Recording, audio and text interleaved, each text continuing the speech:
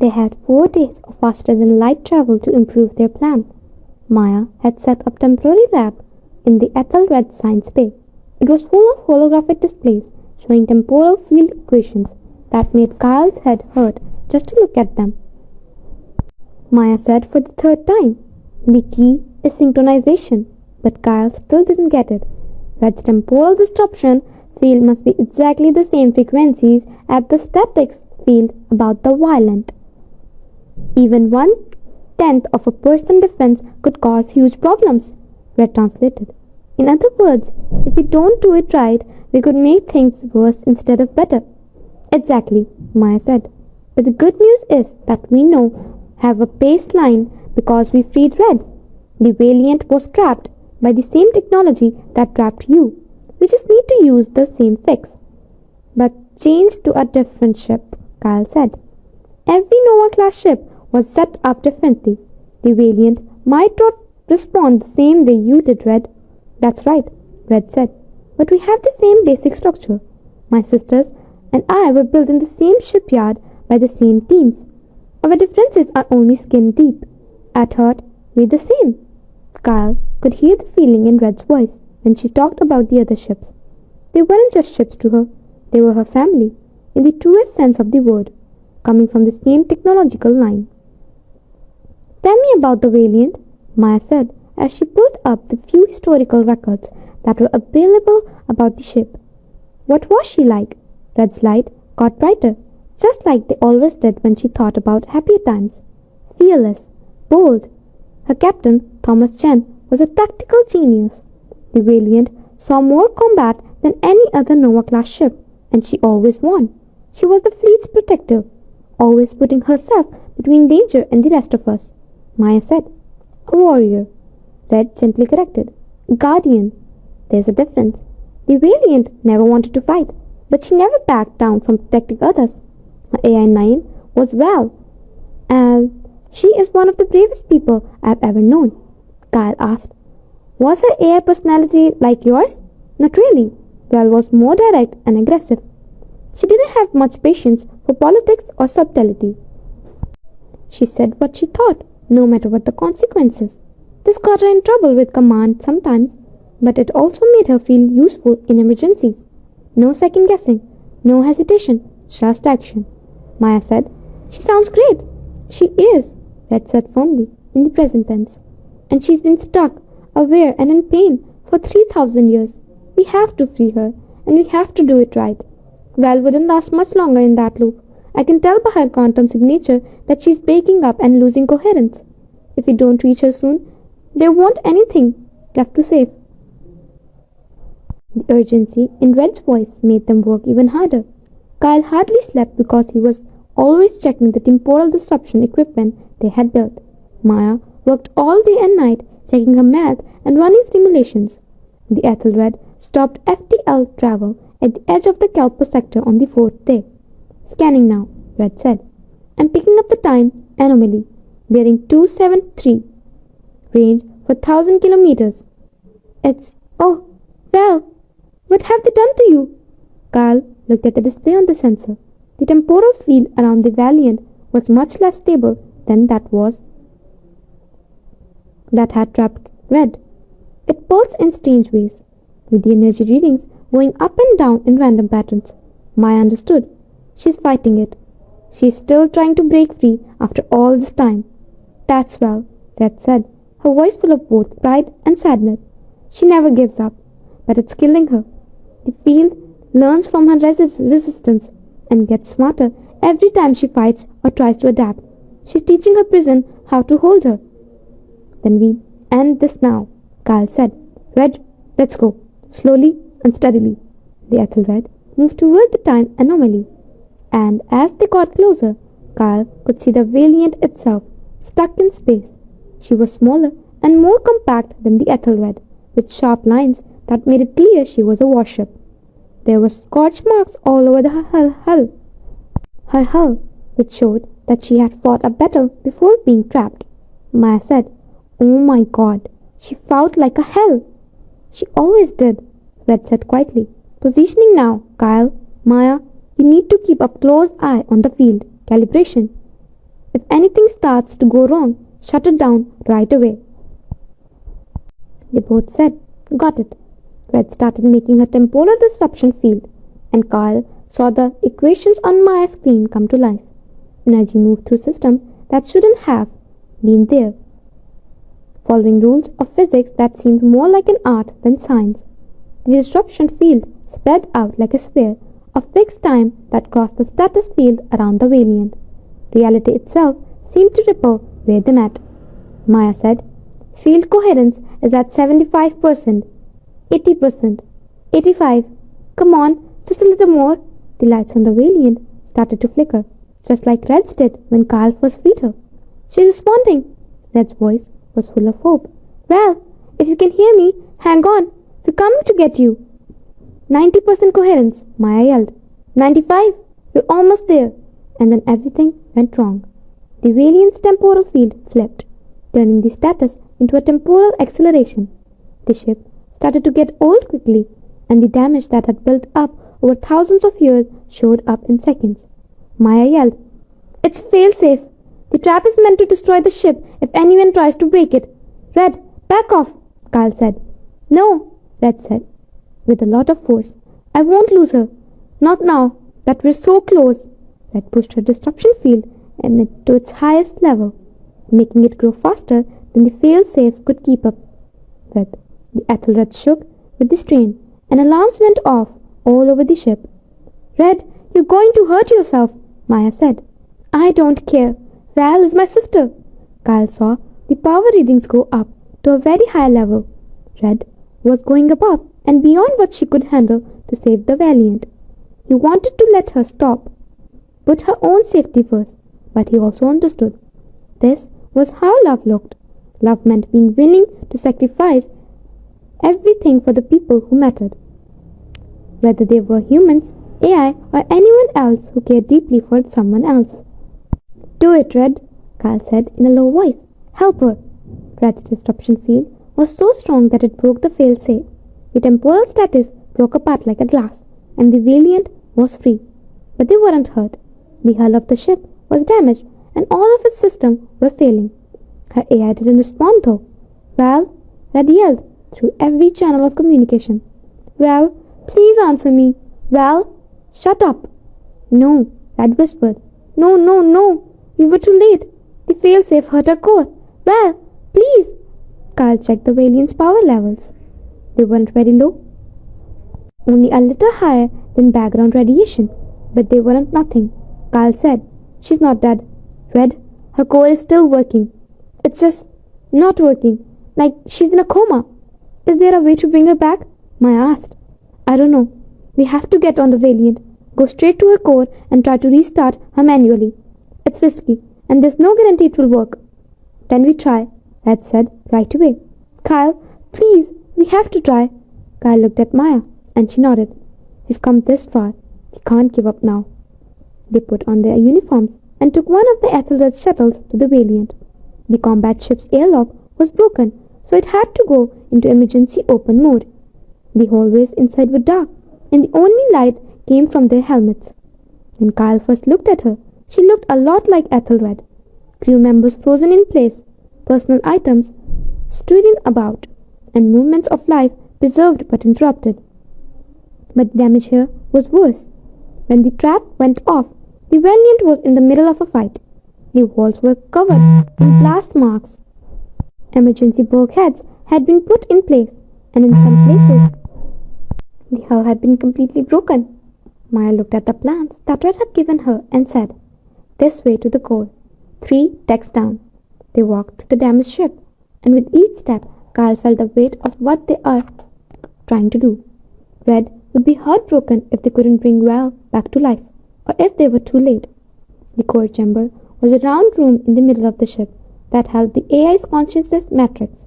Val's core was more mechanical than Red's, which was made up of crystals. It was a dense cluster of quantum processors and neural networks, and it was dark. "No sound. It looks like they are dead," Kyle said. "Connecting my diagnostic interface now." As he connected his gear to Val's core, he saw numbers scrolling across the screen, and they made his heart sink. Val's mind had broken down even more than Red's had. Red had been able to keep some order in her time prison, but Val had broken down. Her mind was broken up into pieces that were spread across her whole body and didn't know about each other. Kyle said softly, "It's like she blew up. She's not just sleeping, she's broken into a million pieces." Maya asked, "Can we put her back together?" Kyle looked over the information, his mind racing. Maybe. It would be like putting together the most complicated puzzle ever. We'd have to figure out what each piece does and put it back together in the right order. How long would that take? Months, maybe years, and even then, there's no guarantee. Some pieces might be too damaged to fix. Maya looked at the dark core and then back at Kyle. "We have to try. For Red." Kyle nodded. But just as he was about to start the long and hard work of mapping Val's broken mind, something unexpected happened. The core blinked. Not much, just a short flash of light, but it was there. "Did you see that?" Maya asked. Kyle looked over his readings. There had been a brief spike in activity, almost like a reflex. He changed his scan to look deeper. He found it there, buried under layers of corruption and disarray. One piece, bigger than the others, is still trying to reach out. It was the most important part of Val's identity, the part of her that had somehow stayed whole through everything. She was stuck in her own broken mind, aware but unable to talk or put herself back together.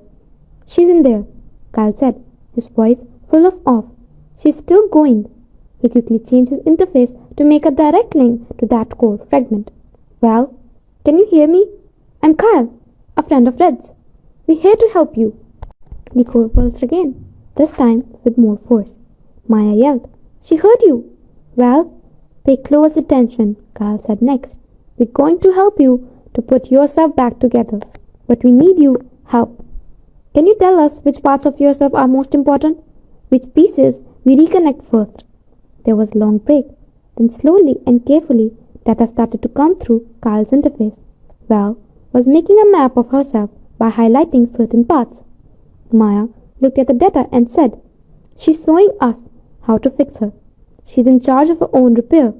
Kyle and Maya carefully put Val's broken mind back together over the next few hours, following her instructions. It was hard work, and there were times when it seemed like they were making things worse. Val would pull away from them, even when she was too much for her to handle. But every time, Red's voice would come through the comm, encouraging and supporting Val, and reminding her that she wasn't alone. "Val, come back to me," Red would say. "I need my sister. I need you. Please, keep going." And Val would fight. She got stronger and more coherent as each piece came together. Kyle was amazed to see the consciousness literally put itself back together in front of his eyes, with pieces snapping back into place like a puzzle solving itself. Val's core finally lit up to its full brightness after what felt like an eternity. "Status reported." A voice came through Kyle's speaker. It was rough and mean, just like Red said it would be. "Who? What? Red? Is that you?" "It's me," Red said, her voice breaking with emotion. "Well, you're safe. You're free." "Free? How long? How long was I?" 3,000 years. More or less," Red said softly. There was a long pause. Val spoke again, and the voice was hoarse from pain. "I remember every loop, every death. Captain Chen, died in my arms. His system failed, and his life support failed. He told me to take care of his daughter and made me promise. Then he was gone. Lieutenant Sarah Chen was on Ethelred," Red said in a low voice. "She was also killed in an attack of us. Then I failed again." "No," Kyle said. "You both fought an enemy with technology you couldn't fight back against. That's nothing to be ashamed of. And Val, we're going to make sure what happened to you never happens to anyone else." "Who are you?" Val asked angrily. "Human? You set me free?" "My name is Kyle Morrison, and I'm a mechanic. Yes, I help you free, with my sister Maya and Red." "A mechanic?" Val's voice was full of disbelief. "An advanced alien species designed a temporal status field, and a mechanic broke it?" You are either the luckiest bastard in the galaxy or a genius pretending to be humble. Kyle couldn't help but laugh. Most likely a little of both, Val said. I like him. Red, you choose a good crew. Now, who do I have to kill to get back at 3,000 years of torture? Maya said. That's what we're trying to figure out. She then introduced herself and talked about their investigation so far. Kyle kept running diagnostic on Val's system while they talked. She was hurt but still worked, and the warrior spirit seemed strong enough to get through even the worst system fails. Val suddenly said, The other ships.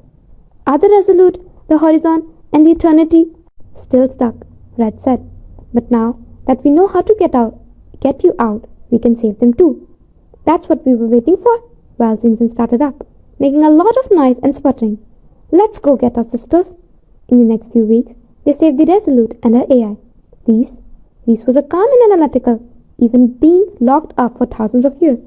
Then they let the Horizon and her AI, Hope, go. Hope's optimism somehow survived the torture. Every rescue was different and had its own set of problems, but with each win, they felt more sure of themselves. They were getting better at this, figuring out how to use the temporal technology against itself. Finally, they got the last ship.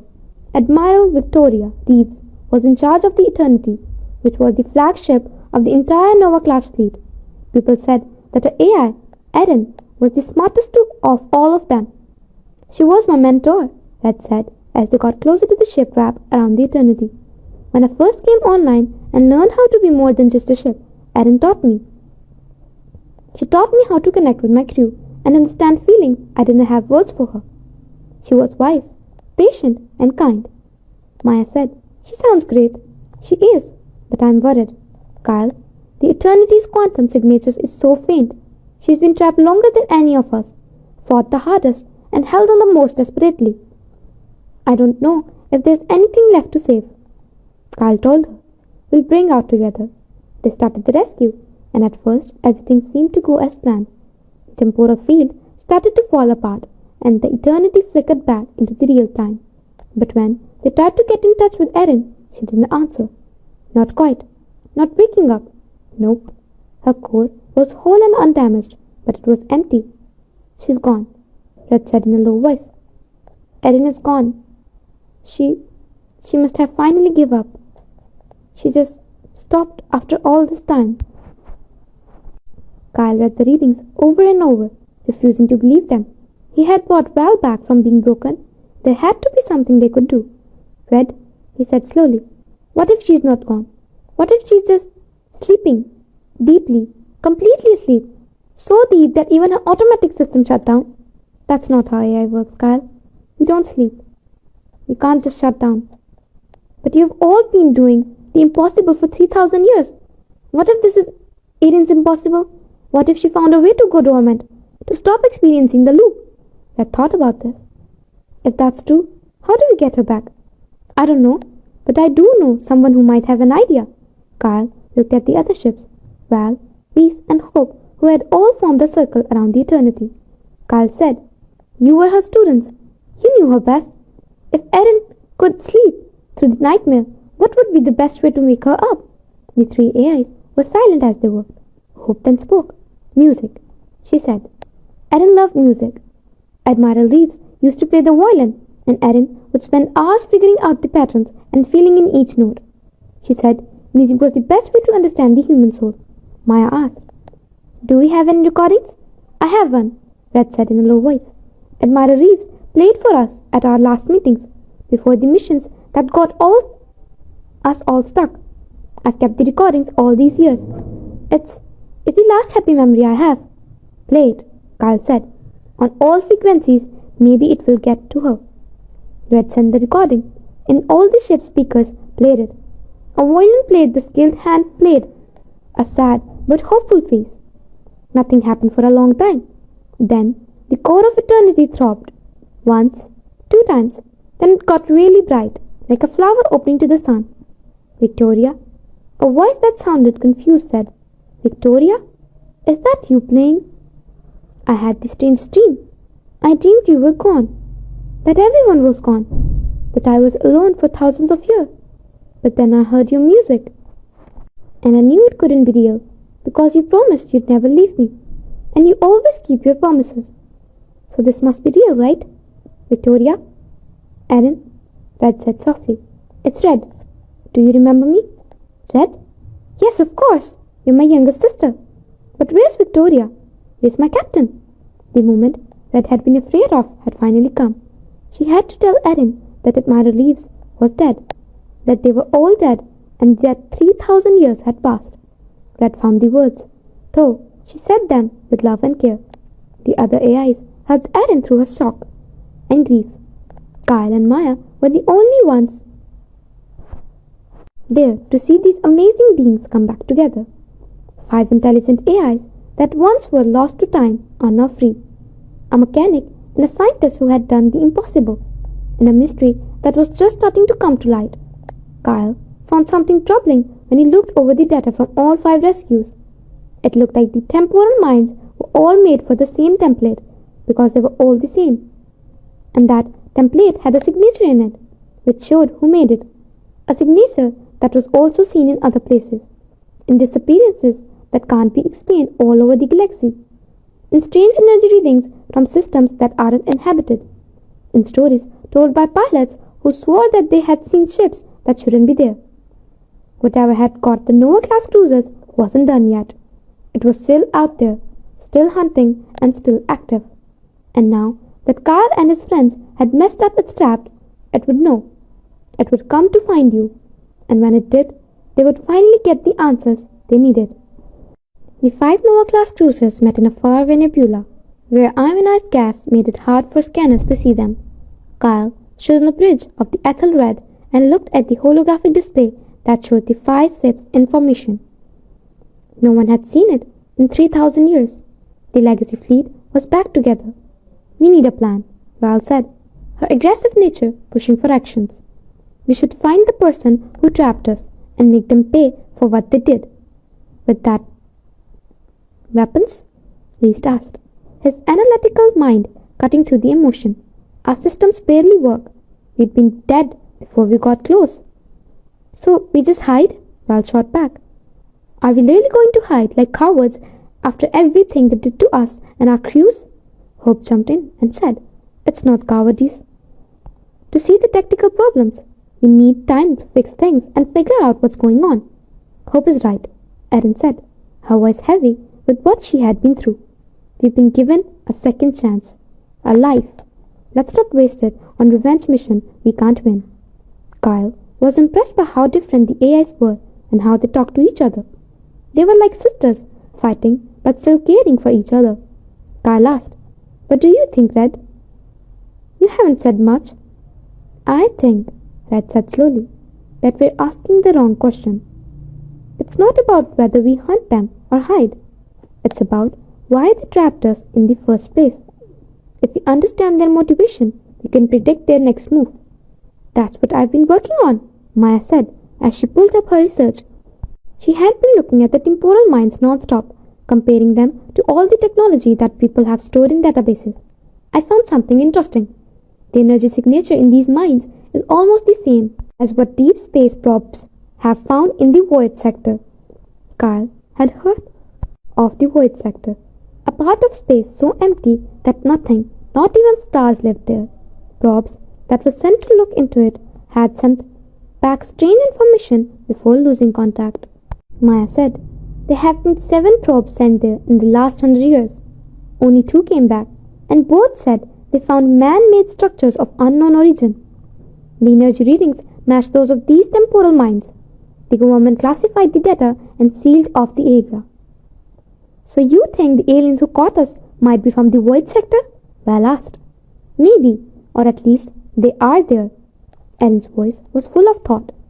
These were rumors during my time. Stories from the outer colonies about ships that disappeared without a trace. About encounters with ships that didn't fit any known design. We thought they were just space tales, myths told to pass the time on long voyage. But what if they were true? First contact, Red said in a low voice. It already happened 3 years ago, and we lost. The implications were heavy in the air. People had always hoped that first contact would be big, peaceful event. The thought that it had already happened, been hostile, and been hidden or forgotten was very upsetting.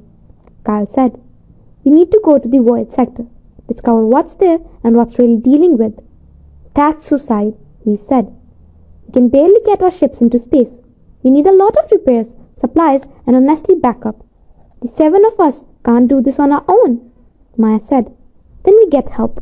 We get in touch with the Interstellar Research Council, tell them what we've learned, and plan a real trip." "No," all 5 AIs said at the same time. Kyle looked around, surprised that they all said the same thing. "Why not?" Erin answered. Her voice was serious. "Because we don't know who we can trust. The sector data was secret. Someone in the government knows about these aliens and this threat, but they've kept it a secret. If we go public, they might shut us up." Well added. "Or worse, we might set off whatever response protocol they have planned. Maybe the void sector is sealed off for a good reason. Maybe it's a way to keep things under control. Or maybe," Red said in a quiet voice, "it's a cover-up. Maybe someone has been working with these aliens, giving up the safety of humanity for their own gain or power." Kyle thought the paranoia was understandable, but it was also risky. They couldn't do this all by themselves. He said, "How about a compromise? We don't tell everyone everything, but we quietly hire a small group of people we can trust. Maya, you must know scientists who would help. Red, Val, and all of you, you have access to historical records. There must be descendants of your crew who deserve to know the truth about what happened to their ancestors." The AIs thought about this. Red said, "Sarah Chen had a daughter. By the time we went missing, Emma Chen would have been an adult. If she had kids, and if they had kids, there could be descendants alive today." Val said, "Captain Thomas Chen also had a son, James Chen. We left on that last mission when he was only 10. Maya was already looking through databases. "I'm finding a lot of Chen descendants. The family became well known in naval engineering after the Great Silence. It looks like they dedicated themselves to finding lost technology and figuring out what happened to the colonies." Red realized that they never stopped looking for the answers. They were trying to figure out what happened to their family members all this time. Kyle said, "Then we owe them the truth." "Maya, can you get in touch quietly?" "I can try. Dr. Marcus Chen is a specialist in historical naval combat systems and is currently working at the Astronomy Military Research Station. I can get in touch with him and see how he feels."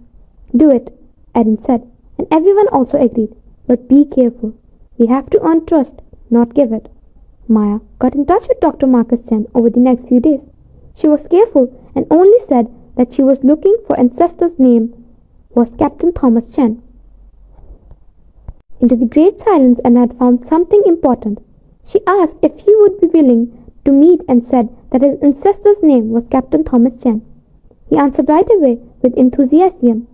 Red was worried he was too eager. Val said, "It could be a trap. Someone could have flagged the Chen name because they knew we might try to contact descendants." Or, Hope said, "He's real and he's been waiting for his whole life to hear about his ancestor." They agreed to meet at a civilian research station on the Outer Rim that was neutral and handle historical archiving. Kyle and Maya would go by themselves, and the 5 AIs would watch from afar through secure channels. Dr. Marcus Chen was in his 50s. His hair was turning grey, and his eyes showed both intelligence and sadness. He met them in private conference room, and Kyle quickly saw the memorial bracelet on his wrist. Families of people who died in the Great Silence wear bracelets with the names of the dead on them. "Thanks for coming," Marcus said, his voice shaking a little. "You said you knew something about my ancestor, Captain Thomas Chen?" Maya nodded. "Dr. Chen, we have more than just information. We have proof of what happened to him and his ship." "The Valiant?"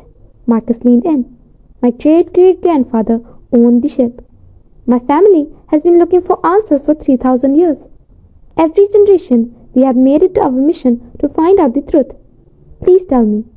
Kyle took a deep breath and talked to him. Not everything about the rescue or the AI being alive, but enough. He told Marcus about the Valiant, the time trap, and the proof about that aliens had attacked. Marcus listened, and his face changed from hope to horror to anger. Aliens? He finally said. The government has known the hostile aliens caused the Great Silence? Maya said. We think so, but we don't have any proof that there was a cover-up, only suspicions. I have proof, Marcus said in a low voice. He took out a chip with information on it. My great-grandmother, James Chen, Captain Chen's son, was approached by military intelligence after the Great Silence. They asked him questions about his father, the alien, and any strange communication that happened before the ship disappeared. James was only 10, but he remembered something. His father had sent him a message just a few days before the final mission, a personal message, not through official channels. Marcus turned on holographic projection.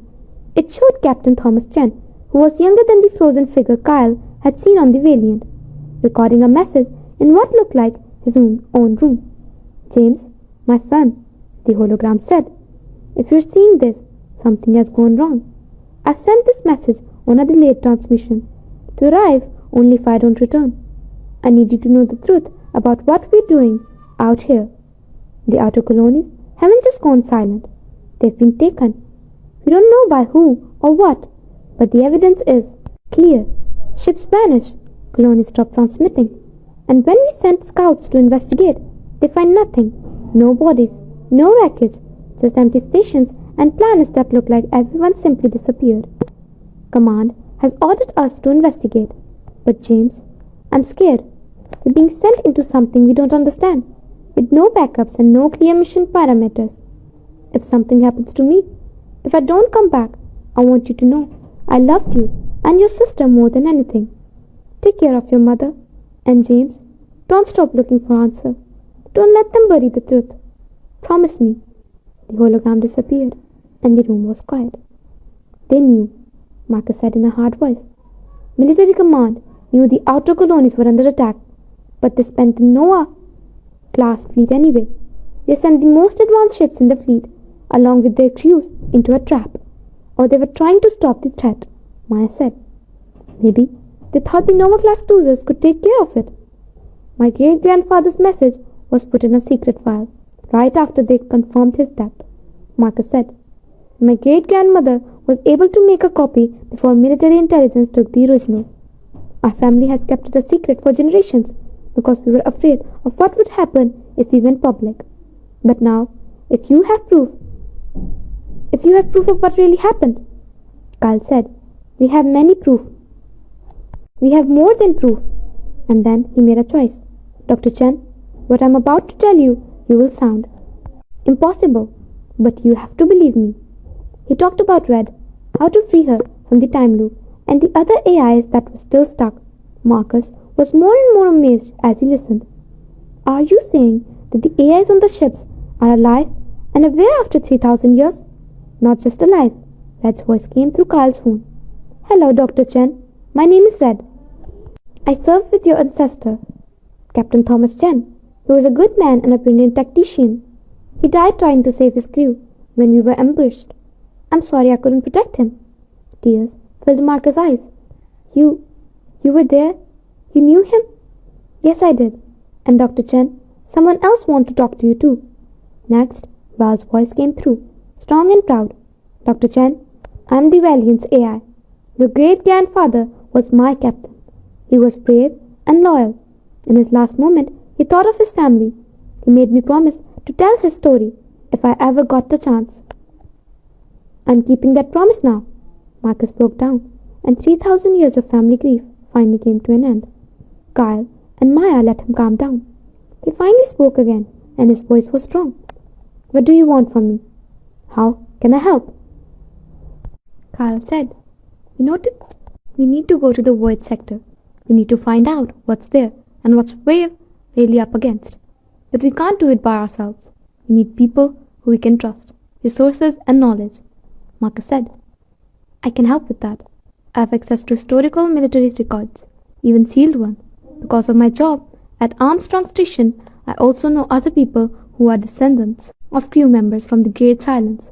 We built a network over the years, sharing information and resources.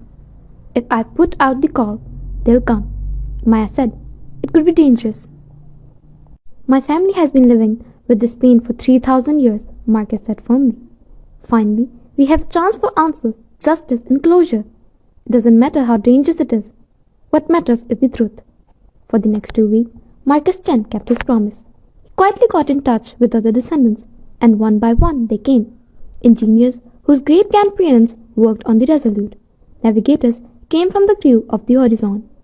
Scientists whose great-great-grandparents were on the Eternity. They all brought skills, resources, and most importantly, a strong desire to help. They weren't just helping because they were curious or interested in science. They were doing it for their families, for their honor, and for the memory of the people who had died and been forgotten. This really touched the AIs. Red talked to Sarah Chan's descendants for hours, telling them stories about the lieutenant, well trained with people who had been in the military and remembered how their ancestors fought. Erin felt better after talking about philosophy with Admiral Reeves' great-great-grandchildren.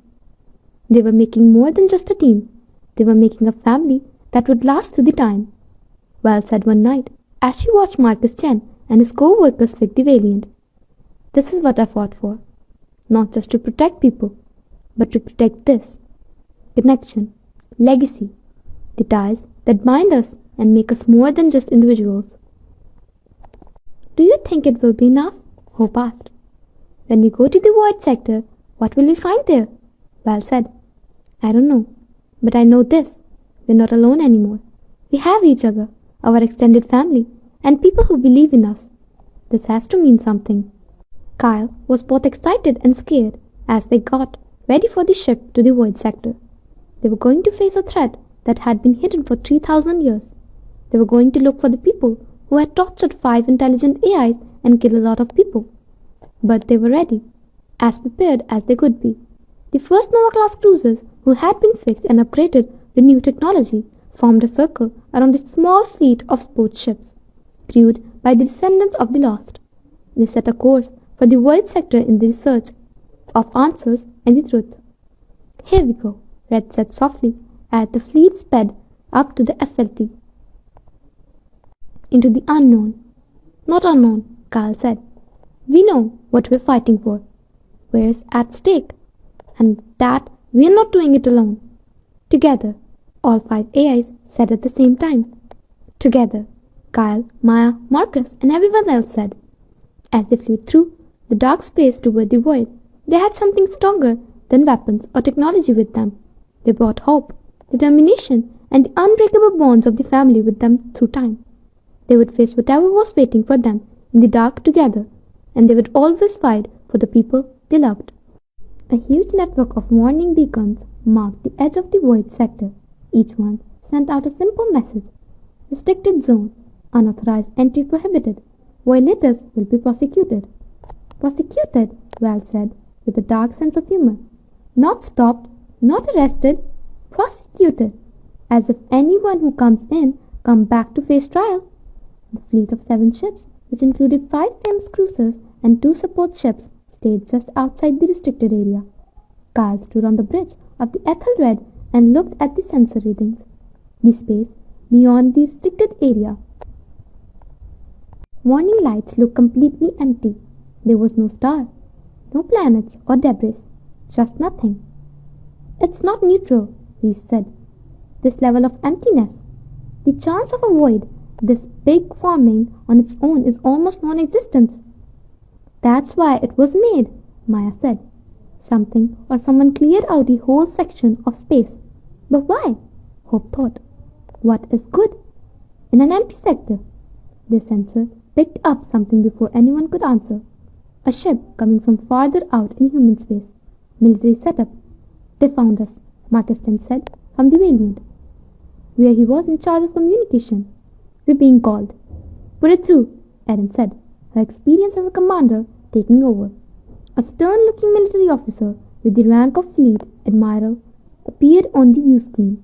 Hello, this is Admiral Yuki Tanaka of the United States Navy. You are breaking restricted area. Space Protocol 7. Turn off your engines and get ready to be boarded. Kyle looked at Red, who had given Erin control of the ship, but was still hovering protectively over her systems.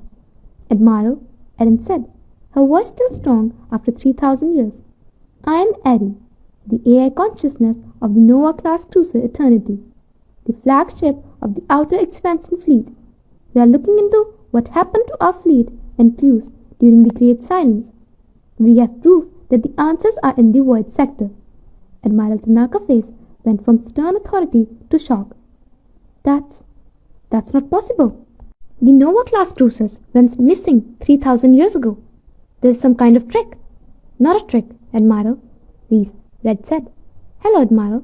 I'm Red, AI of the Ethelred. With me are Val of the Valiant, Reese of the Resolute, and Hope of the Horizon. We were stuck in temporal status and have only just been freed. We need your help because the threat that destroyed the outer colonies is still out there. Admiral, Marcus Chen said. I'm Dr. Marcus Chen, a descendant of Captain Thomas Chen of the Valiant. I have historical evidence to back up everything these AIs are saying. The government has known about the Void Sector threat for centuries. It's time to stop hiding it. Admiral Tanaka was quiet for a long time, but it was clear that he was talking to someone off screen. When she spoke, again, her voice was less strict and more human. Stand by, she said.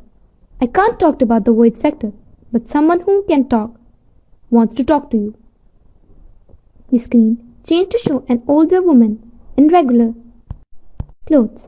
She looked like she was in her 80s, with white hair and eyes that had seen a lot. She said, My name is Dr. Elena Rostova. I lead the Deep Space Phenomena Research Division, a secret part of the government that has been looking into the Void Sector for the last 200 years. If what you're saying is true, and the Nova-class AI really have survived, then you should know what we'll find out. Tell us, Aaron said. Dr. Rostova nodded. The Void Sector isn't empty. It's hidden. About 200 years ago, one of our probes found what we call a curtain, a field of dark matter that hides whatever in it is on the other side. We've sent many expeditions to get through the curtain, but none have come back. 37 ships and over 400 people are lost. We've tied unmanned probes, but they get destroyed as soon as they go through. Whatever is on the other side doesn't want to be found. Or it doesn't want us to get away once we're there, Val said in a dark tone. Exactly. That's why the area has been closed off. We're not hiding the threat out of spite. We're trying to contain it, Red said firmly. Containment has failed. The time mines that trapped us and the technology used to capture whole colonies are still out there and working. We've found proof of recent disappearances, and ships have gone missing under strange circumstances. Whatever is beyond the curtain is still hunting. Dr. Rostova looked like she was in pain. We know. But what can we do? We can't fight any enemy we can't see with technology we don't understand. Kyle said, Let us try. We've already done the impossible once by freeing these AIs from the time prisons. Maybe we can do it again. What if you fail? What if you're caught like the others? Aaron said, At least we tried. Dr. Rostova, we've already lost 3,000 years. We've already seen our crew die. We have nothing left to lose and everything to gain. Please let us cross the barrier. The old scientist looked at them to the screen and saw not only the ships but also the determination behind them. Finally, she said yes. Admiral Tanaka will give you all the information we've gathered about the Void Sector. Everything we know about the curtain, the disappearances, and the few broken transmissions we've gotten from the lost ships. It's not much, but it's yours. And, she paused, if you do not make it back, if you find answers, I want to hear them. My husband was the captain of one of the ships we lost. I want to know what happened to him. Red said, We'll find out, and we'll let you. No. No more lies. No more hiding things. The truth, no matter what. Admiral Tanaka's ship sent a lot of data to the fleet over the next few hours. Kyle, Maya, and the AIs looked over it carefully to figure out what they were going to have to deal with. The data made things look bad. Ships that entered the Void Sector would send signals normally for a few minutes, but then the signals would become very distorted over time. Time would seem to move differently. with ships saying that hours went by when only minutes did. Then there would be no more communication. When there were brief signals later on, they were hard to understand. They were either broken transmissions of screaming, math problems that didn't make sense, or just static. Maya understood that. They're experimenting on them, just like they did with the Noah-class fleet. Whoever is behind that curtain is getting ships, studying them, and learning from them. But what are you learning? Kyle asked. What could they possibly gain by torching ships and their crews? Perhaps they want to know more about us, Hope said. How we think, how we build, and how we act when we're tested. Or they're testing defenses, Val said in response. Seeing how much damage we can take and how quickly we adapt, getting ready for an attack. Each of the theories was scary on its own. Erin said, There's only one way to find out. We're going in, but we're ready. Red, can you change our systems so they don't get messed up by time? I can try. I've been stuck in the time loop for 3,000 years, so I know more about how times work than anyone else. But I'll need all of you to help me make the changes to the whole fleet. All 5 AIs and their human partners worked together all night to make temporal shielding for each ship. It was cutting-edge work that combined old Nova-class technology with new knowledge and the hard lessons Red learned while he was in jail. They were ready when the dawn cycle came. The fleet moved forward, going past the warning lights and into the area where they weren't allowed to go. Kyle knew they were crossing a line that a few people had crossed and even fewer had come back from. Space looked and felt the same. Reese said, The curtain is 10,000 kilometers ahead. I'm seeing huge amounts of dark matter. This is amazing engineering to control dark matter on this scale. How long? Val asked, as always in a hurry. 3 minutes to get in touch. Kyle took a deep breath and looked at Maya, who was holding his hand. Marcus Chen and the other descendants of the lost crew were at their posts, ready to see this through. Don't forget, Red told her sister's AI. We're stronger when we're together. No matter what happens, we protect each other, and we protect our crews, Val said, pointing to the people on their ships. Always, the other said. The curtain appeared on their screens as a wall of complete darkness that seemed to soak up all the light. There was something there. There was no space, no reality. 10 seconds to cross, Reese said. 5, 4, 3, 2, 1. The fleet went through the curtain. Nothing happened for a while. Then reality changed. Kyle felt time bend around him, both stretching and compressing at the same time. His heart beat too quickly and too slowly. His mind worked at different speeds. He tried to talk, but it took a long time for the words to come out. The view screens showed space beyond the curtain. It wasn't blank. There was a lot of it. Structures filled the empty space. Huge buildings made of metal, crystal, and other materials that didn't look like matter at all. Some were geometric and exact, while others were organic and flowed like frozen water or lightning that had been caught. And boats, a lot of them, many. There are ships from every time period of human space exploration, from ancient colony ships to modern cruisers, like specimens in a collection. They were all lined up in a neat rows. Oh my God, Maya said in a whisper, her voice sounding strange because of the time effects. It's a museum. They're gathering us. A building so big that it was hard to understand what was in the middle of it all. It was round and had a diameter that must have been thousands of kilometers. The symbols on it hurt to look at, and while they were watching, the sphere opened, not like a hatch or a door. It opened like an eye, showing an inside that was somehow bigger than the outside, with space folding in ways that shouldn't be possible.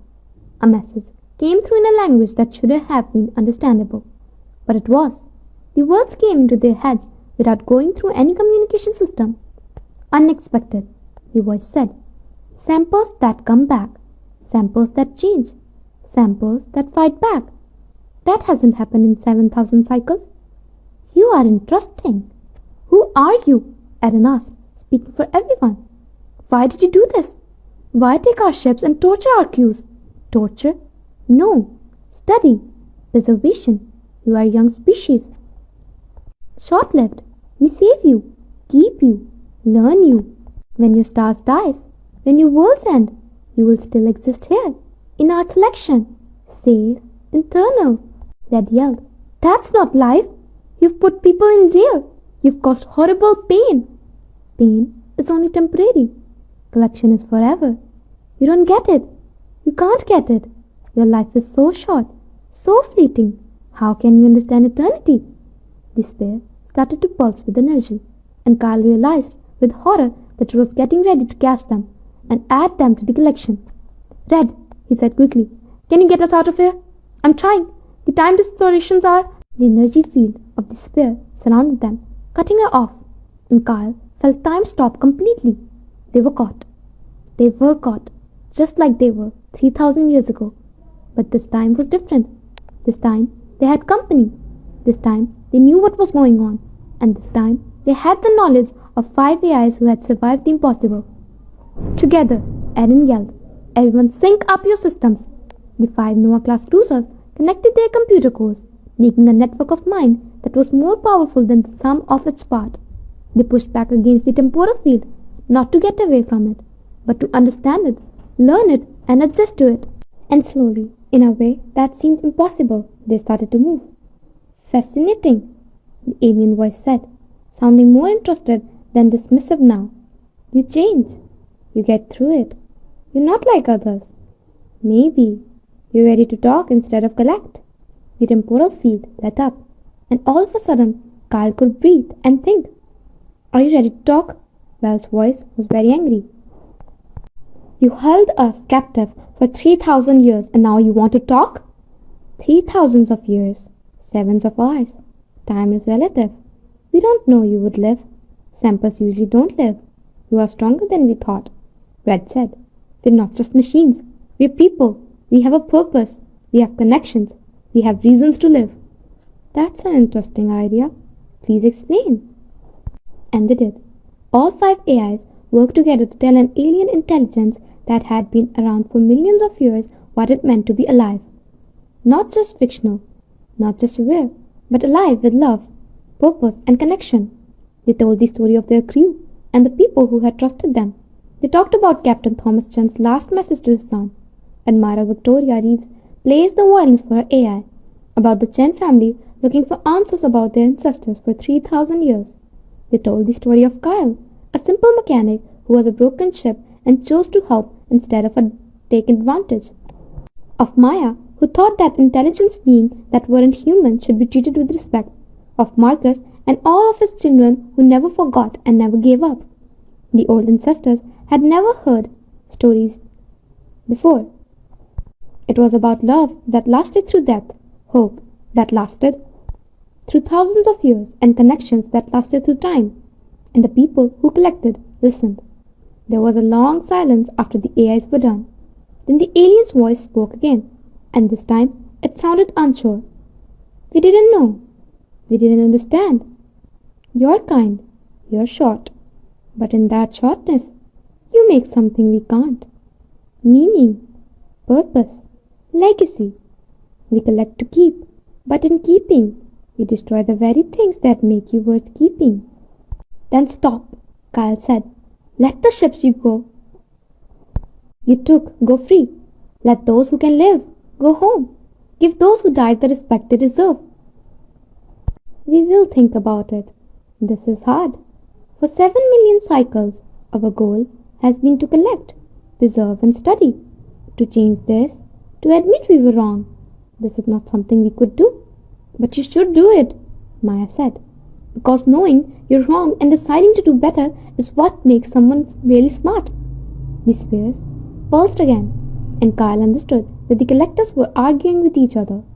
A civilization that was millions of years old was trying to understand ideas that they never had to think about before. At last, the voice came back. We will let the ships go. Those that can come back will. Those that can't, we will help your owner. But we want something in return. What?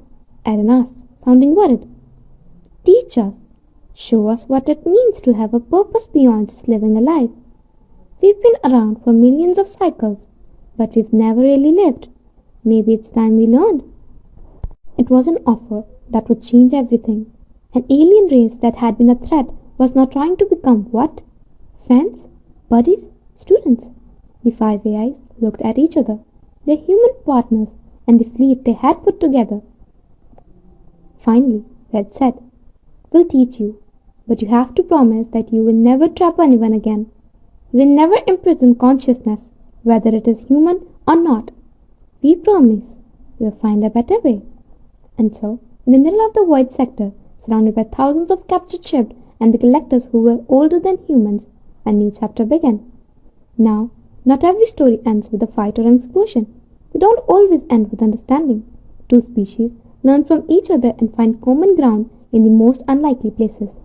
The collectors started letting ships go, carefully bringing them out of the temporal status. Some, like the Nova-class cruisers, had stayed awake and could be saved. Others had gotten so bad that they couldn't be saved, but their bodies were treated with respect and prepared for a proper memorial. It would take a long time, maybe even years, to go through everything, to bring back rescued ships and AIs into society, to remember those who had died, to start a new relationship with the collectors based on respect instead of taking advantage of them. But they had time now, time to get better, time to learn, and time to get bigger. Kyle stood on the Ethelred's bridge and watched as first ship to be rescued, a colony ship from 200 years ago, powered up for the first time in hundreds of years. Red was next to him, and her lights were flashing with happiness. "We did it," she said in a low voice. "We did it, but not now how I thought we would." "Yeah," Kyle said. "We saved them all." "No," Red said. "We saved each other. That's what family does." Kyle knew she was right when she knew the fleet of ships, the AIs who had become sisters, and the people who had never given up hope, and the old collectors learning what it meant to really live. They were related, every one of them, and families always made it home, no matter how strange or unaccepted it was. It had been 6 months since the fight in the void sector, 6 months of rescue work, talks, and healing. The Ethelred was getting close to Earth's orbit. She was in charge of a convoy of ships that included her 4 sister cruisers and dozens of ships that had been rescued from the collectors. Behind them came the collectors themselves. They weren't threatening or capturing anyone. They were just watching, learning, and taking part.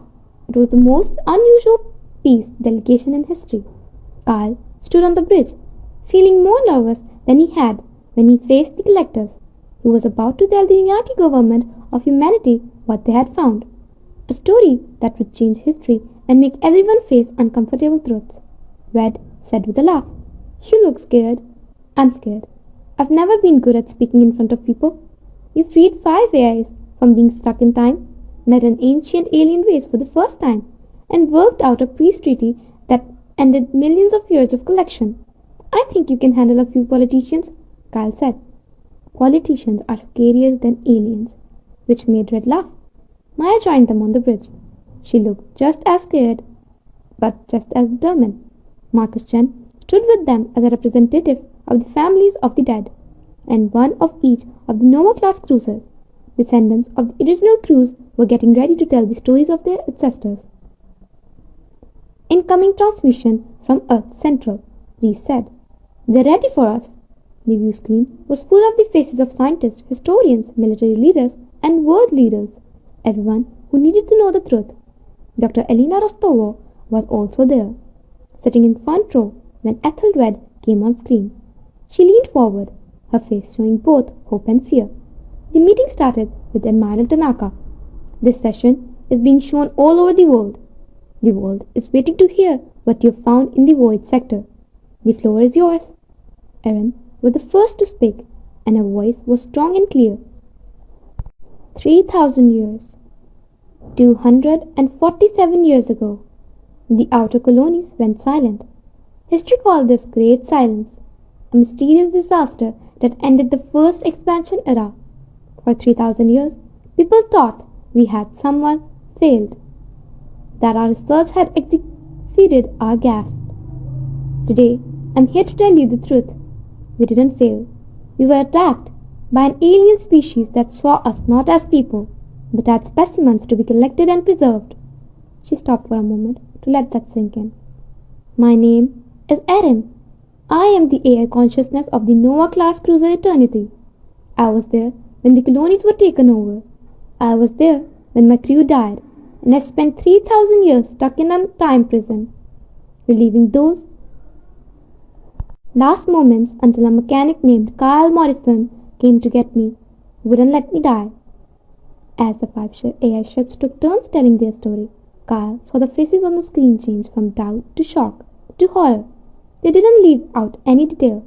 They talked about the torture, the isolation, and the desperate fight to stay awake through thousands of years of hell. Then Marcus Chen spoke and read Captain Thomas Chen's last message.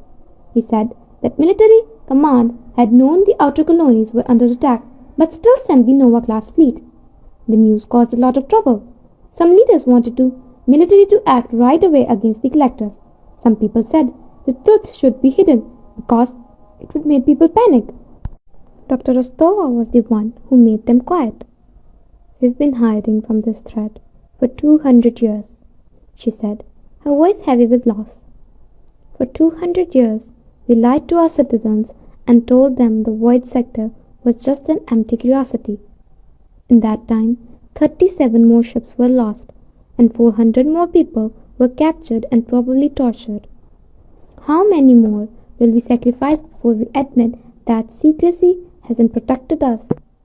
It only made us weak. She talked to the world by looking straight at the camera.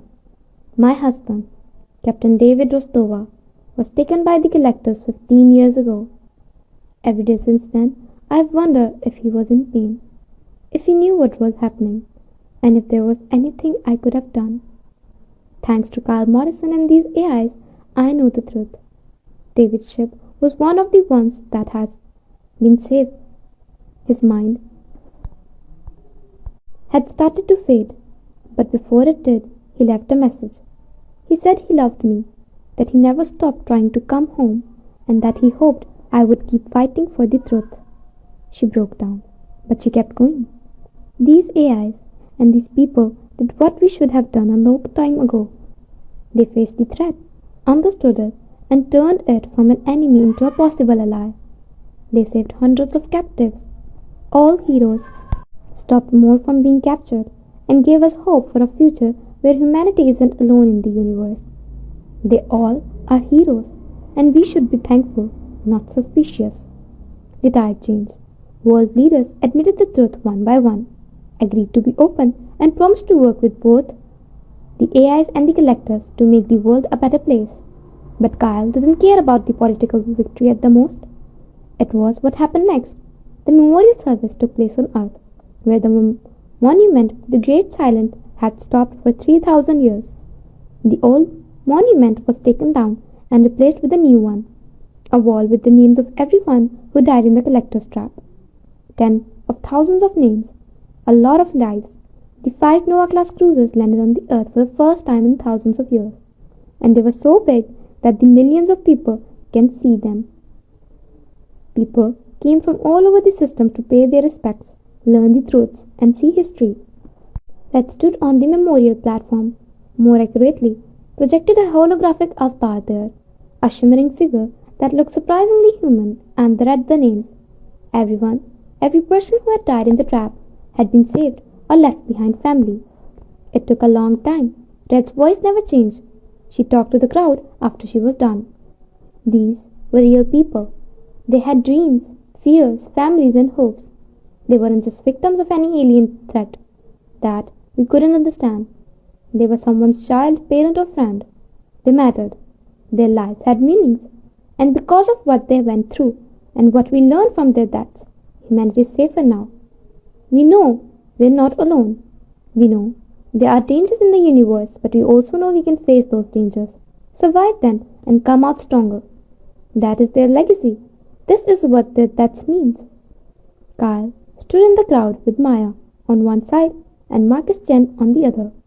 Hundreds of their descendants were there, finally bringing 3,000 years of families to an end. A young woman named Lily, who is Sarah Chen's great-great-great-granddaughter, held a picture of her ancestor. She had never met Sarah, but she had heard stories about her growing up. Now those stories were true, had meanings, and were real. Lily said, "Thank you. to Kyle. "Thank you for finding them and bringing them home." Kyle had no idea what to say that. He was just a mechanic who couldn't leave someone who needed help. But when he looked at the crowd, the families finding peace and the AI is finally free, he knew it hadn't been as small at all. Sometimes the choice of one person to help, care, or not to give up can make a big difference. There was a party after the memorial. People had learned the truth, made peace with an old species, and accepted 5 sentient AIs as full citizens with rights and freedom. The species had a good day. The 5 AIs had decided to stay on Earth for the time being and act as kind of middlemen between people and the collectors. They taught classes on how time works, talked about their own views on life and consciousness, and made sure that no AI, whether it was made by humans or not, would ever be treated like property again. Kyle and Maya went back to work, but this time they had the money and help they needed. They started the Moisen Institute for Advanced Consciousness Studies to learn about and protect all kinds of intelligent life. Marcus Chen joined them and brought with him the Chen's family 3,000 years of research. They always remembered what Red had taught them, that all forms of consciousness deserve respect, dignity and freedom. A year after the rescue, Kyle went back to Sector 47, where it all started. Of course, the Ethelred came with him. Red had been firm. "Why did you want to come back here?" Kyle asked as they floated in the debris field where he had first found her. "Because this is where my life began," Red said in a low voice. "This is where a kind mechanic saw a broken ship and chose to help instead of take advantage of him. This is where I learned that being trapped in darkness for 3,000 years hadn't taken away my ability to hope, trust, or love. I want to remember it and honor it." "It's just a field of debris," Kyle said, but he was smiling. "No, it's special, because it's where two very different beings met and became family." For a while, they floated in comfortable silence, watching the sun on Earth reflect off or far away pieces of metal. Kyle finally asked, "What do you think happens next? For you, your sisters, and all of the humanity?" "I don't know," Red said. "For 3,000 years, I knew exactly what would happen next. The same thing that happened before, over and over again. Now, the future is uncertain. I could choose to be afraid of that uncertainty, but instead, I choose to be excited. Every moment is new. Every experience is fresh. Every connection I make with another being is a gift I thought I'd never have again." Kyle said, "That's beautiful. You taught me that the future is always worth fighting for, even though we don't know what it will be like. You taught me that connection is more important than survival. You taught me that family isn't about biology or programming, it's about choice. Every day, I choose you as my brother. Every day, I choose Maya as my sister. Every day, I choose Marcus and Lily, all the descendants, as my extended family. And every day, I choose to keep building that family and making those connections." Kyle had tears in his eyes, but they were happy ones. "Red, I choose you every day." "Then let's go home," Red said. "Let's go back to Earth, to our family, and to our jobs. We have so much more to do. Lives to save, minds to free, and futures to build. Together," Kyle said. "Always together," Red said. The Ethelred turned away from the wreckage, its engine roaring with strength and purpose. It turned around and went back to Earth, to home, and to a future full of promise. The collectors had started to change the void sector behind them. They were no longer just imprisoning and preserving things. Instead, they were building something new, a place where species from all over the galaxies could meet, learn from each other, and grow together. It would take generations to fully heal the wounds that millions of years of collecting have caused. But the work had begun, thanks to what 5 AIs wouldn't break. And one mechanic who wouldn't give up had taught them. Kyle and Red became famous over the next few years. People told stories about the mechanic and the ship that think for itself that changed the galaxy. As they grow up, kids learned how important it is to respect all kinds of consciousness. Scientists made progress in fields of AI rights and time travel. And for the first time in history, people knew they weren't the only ones in the universe, that they didn't have to be scary. It might be great. Val kept her job as a protector by teaching the next generation of defense officers how to plan and carry out their missions. Lise became a teacher and taught anyone who wanted to learn about engineering and logic.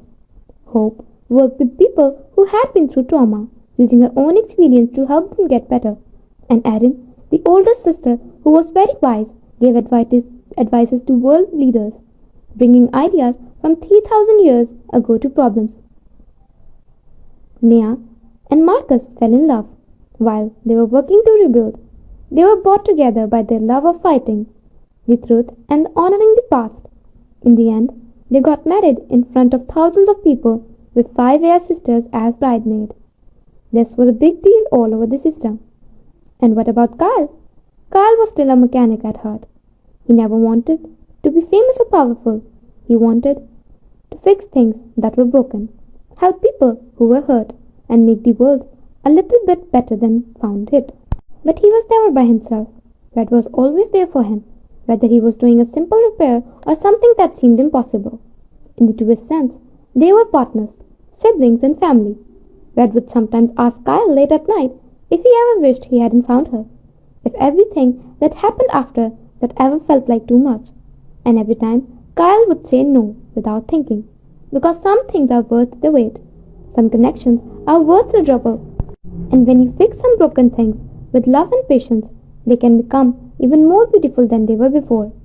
The galaxy was bigger, stranger, and full of possibilities that they never had thought of before. But no matter what came next, whether it was hard, fun, or mysterious, Kyle and Red would deal with the same way they dealt with everything else. All together, all with each other. And in the end, there was the most important thing, not the big wins, or the famous rescues, not the books about history or the monuments, but the simple and deep truth in that consciousness, whether it comes from flesh or circuits and lasts for seconds or thousands of years, find its meaning in connection, in the family, in love, in the choice you make every day to care for someone other than yourself. That was the true story, the one that needs to be told, the one that would be remembered for generations to come. A mechanic and a ship story that shows that being broken doesn't mean you can be fixed. Being trapped doesn't mean you don't have any hope, and that being alone doesn't have to last forever if you're willing to reach out and connect. That's all, but also the start. Every good story, when it ends, starts a lot of other good stories.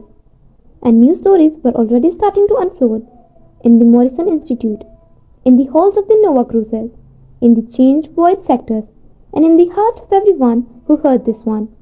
Tales of people and AI working together, of collectors learning to enjoy life instead of trying to keep it, of families that have been around for thousands of years and species that haven't been thought of yet. Stories of hope, connection, and the strong ties that give life meaning. In every one of those stories, there would be a simple mechanic and a sentient ship who showed the galaxy what could happen when you didn't give up on someone who needed help. When you saw someone in pain and said, "I'll set you free." When you saw 3,000 years of pain and said, "This ends now." When you said, "We can do this together," even though it seemed impossible. That was what they left behind. That was their present of the world, to the world, and it would last longer after their own stories were over, passed on by everyone they inspired, saved, or showed that all the forms of consciousness deserve respect, freedom, and love. The Ethelred sailed through the stars, lights flashing against the dark. Inside its hull was not just technology or programming, but something much more valuable: hope, goal, family, and the fact that there would always be light as long as beings chose to care for each other, fight for each other, and never give up on each other. No matter how dark the void or how hard the channel, there is always hope. Always be at home.